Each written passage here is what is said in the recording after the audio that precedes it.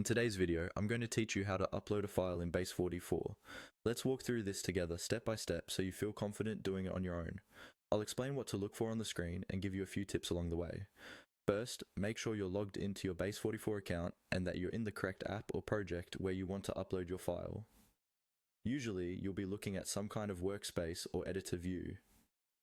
Take a second to confirm that you're in the right place, so you don't accidentally upload to the wrong project. Once you're in the editor or main view of your app, look toward the lower part of the screen for a plus sign, or plus icon.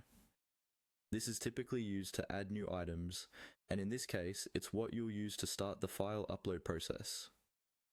The plus sign is usually easy to spot, but if you don't see it right away, try scrolling a little, or checking near the bottom center or bottom right of the page.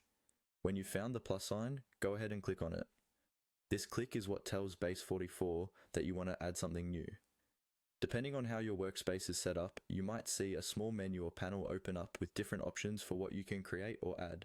One of those options will be related to files, such as uploading or attaching a file. After you click the plus sign, Base44 will either open your computer's file browser automatically, or provide a clear option to start uploading a file. From there, you can navigate through your folders, choose the file you want to upload, and confirm your selection.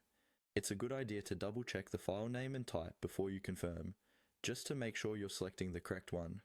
If Base44 has any file size or type restrictions, you'll usually see an error message if something isn't allowed. Once you've selected the file and confirmed, Base44 will begin the upload.